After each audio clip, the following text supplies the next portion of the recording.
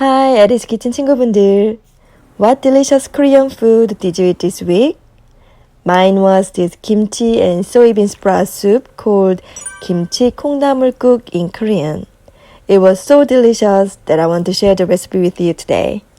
Let's start by making a key ingredient for this soup, the anchovy broth.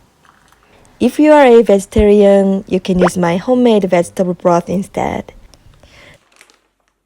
So get 20 of these large dried anchovies, 멸치. Remove the heads and the guts like this.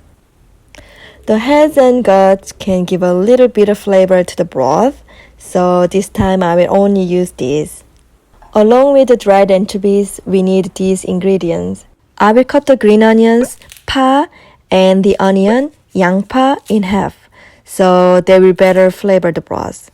We also need dried kelp, 다시마, and the garlic cloves, 통마늘. These are disposal bags that you can use to make different kinds of broth. So today I will use a large and medium-sized one. I will put my dried kelp into a medium-sized bag and the dried anchovies into a large bag. Then close the top like this. This way, you can easily remove them from the broth later. Add all the ingredients for the broth into a pot with about 14 cups of water. Once the broth starts to boil, cook it for about 5 minutes on high.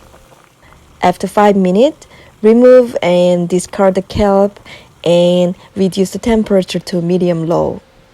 Continuously cook the broth for about 30 minutes on medium-low. If you see any foam on the surface of the broth, remove it with a spoon like this, because this will make the broth taste better. Meanwhile, chop the well-fermented kimchi into chunks. Wash 1 bag of soybean sprouts, 콩나물, and remove any bad parts. Cut the green onion into half-inch pieces and slice the green hot pepper, 고추, thinly.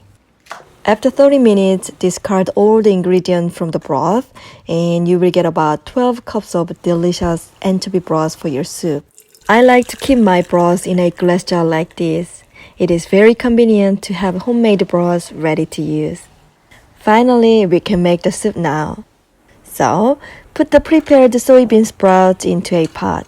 Then, pour about 6 cups of broth into the pot. Cook it on high and once it starts to boil, cook for about 3 minutes. After 3 minutes, add the kimchi.